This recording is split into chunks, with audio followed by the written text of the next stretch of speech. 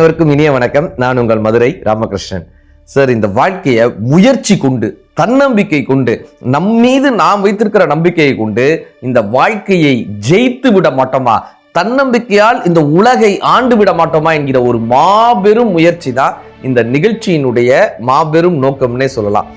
இன்னைக்கு நிறைய பேர்கிட்ட பேசும்போது சார், இந்த கவுன்சிலிங்காக நிறைய பேர் வராங்க. டெய்லி கவுன்சிலிங்காக நிறைய பேர் வராங்க.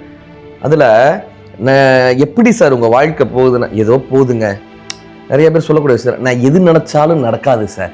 எனக்கு சின்ன வயசுலேருந்தே எனக்கு ஏதாவது ஒன்று பிடிக்குன்னா அது கிடைக்கவே கிடைக்காது சார். எனக்கு பிடிச்சவங்களாம் என் கூட இருக்கவே மாட்டாங்க சார்.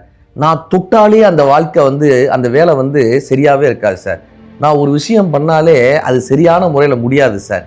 ஏதோ ஒரு வகையில் தன்னை பற்றி தானே குறை சொல்லக்கூடிய மனிதர்கள் இன்றைக்கு அதிகமாயிட்டாங்க. தன்னை பற்றி தானே செல்ஃப் பிட்டி அப்படின்னு அதை சொல்றாங்க. தன்னை பற்றி தானே பரிதாபமா நினைக்க வேண்டியது, தன்னை பற்றி தானே ஆறுதல் சொல்லிக் கொள்ள வேண்டியது. நம்மால எதுவுமே முடியாது, நமக்கு எது செல்ஃப் பிட்டி.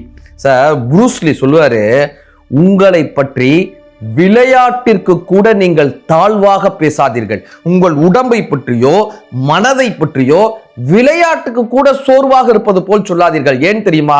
உங்கள் உடலுக்கும் அறிவுக்கும் அது விளையாட்டு என்பது தெரியாதுன்றார். நாளாக நாளாக அது நம்பி விடும்ன்றார். நீங்க டாக்டர்ஸ் சொல்லுவாங்க தெரியுமா, மருந்து 50% தான், நம்பிக்கை தான்ப்பா உங்களை காப்பாற்றுவாங்க. என் உடம்புக்கு ஒன்றும் இல்லைங்க. நிறைய பேர் சொல்லுவாங்க, எங்க அப்பா உட்பட. அவர் கடைசி காலத்துல டயாலிசிஸ்ல இருந்தப்ப கூட எங்க அப்பா சொல்லக்கூடிய வார்த்தை, என் உடம்புக்கு ஒன்றும் இல்லை, யாரு கேட்டாலும் ஒன்றும் இல்லை என் உடம்புக்கு, நான் நல்லா இருக்கேன் அப்படின்வாங்க.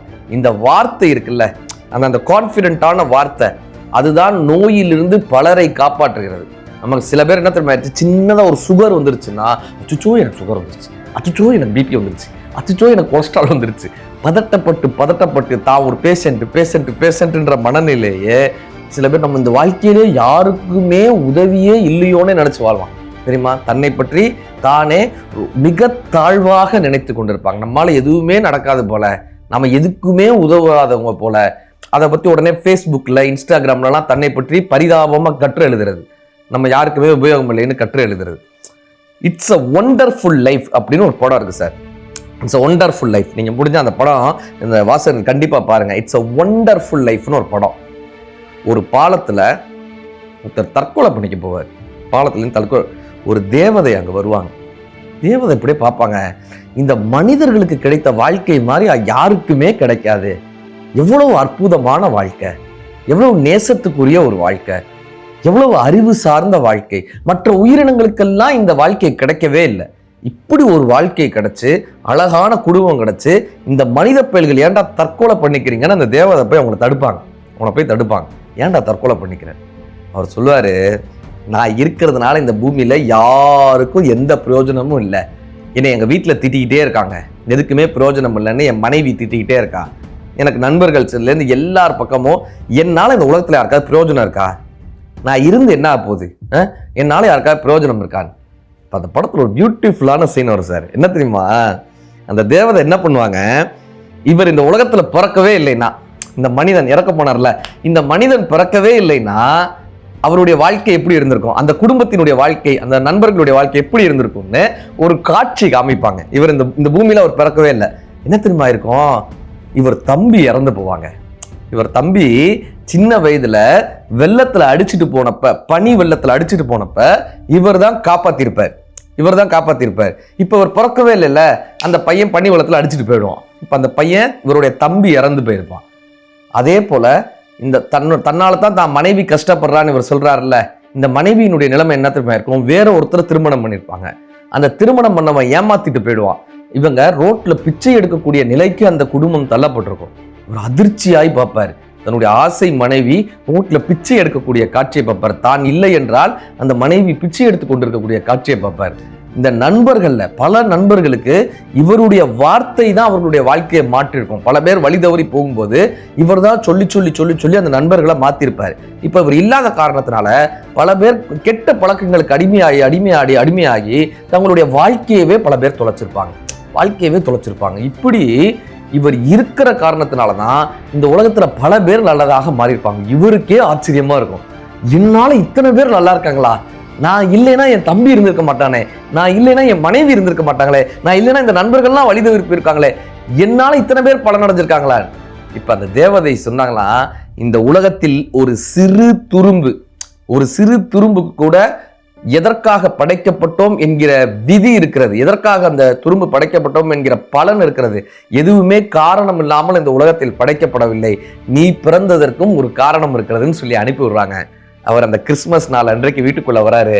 எல்லா நண்பர்களும் அவருடைய மனைவியும் இணைந்து அந்த கிறிஸ்மஸை அப்படியே மகிழ்ச்சியாக கொண்டாடுவது போல் அந்த படம் வடிவமைக்கப்பட்டிருக்கும். இட்ஸ் அ ஒண்டர்ஃபுல் லைஃப்னு அந்த படத்தினுடைய பெயர்.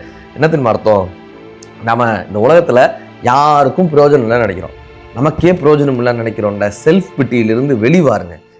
ஏதோ ஒரு கட்டத்தில் இந்த உலகத்திற்கு பயனளிப்போம் என்று நம்பிதான் இறைவன் நம்மை இந்த பூமிக்கு அனுப்பியிருக்காரு இல்லையா. ஒரு பென்சிலுக்கு கூட பர்பஸ் இருக்கு சார், ஒரு பேனாவுக்கு ஒரு பர்பஸ் இருக்கு சார்.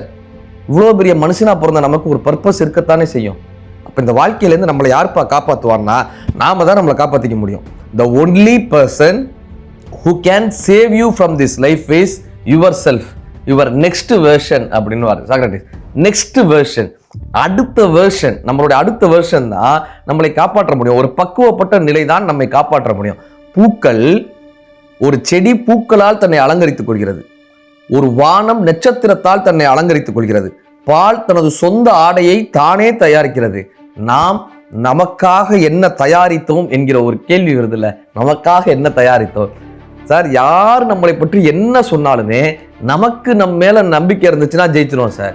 பாரதி, அவர் மேல அப்படி பெரிய விமர்சனங்கள் வந்தது. பாரதி திருநெல்வேலியில இந்து கல்லூரின்ற கல்லூரியில படிக்கிறாரு.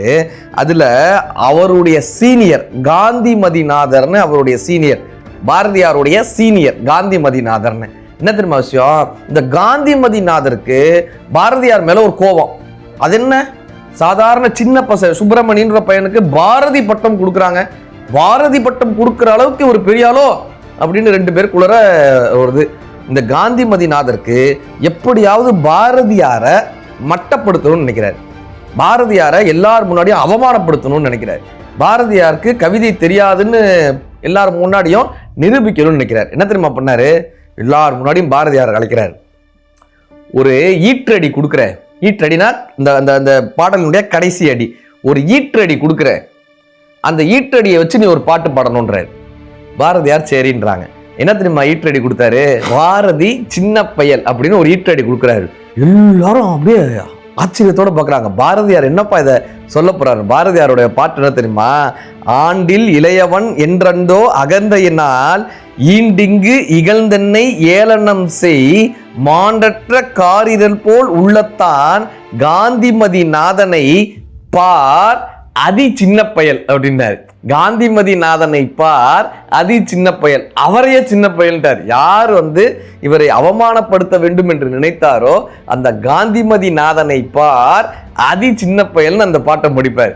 அப்படி தன் மீது வீசப்பட்ட ஆயுதத்தை எடுத்து அவர்களை அழகான முறையில் தடுக்கக்கூடிய ஒரு மாபெரும் சக்தியாக யாரு, பாரதி இருந்திருக்கார்.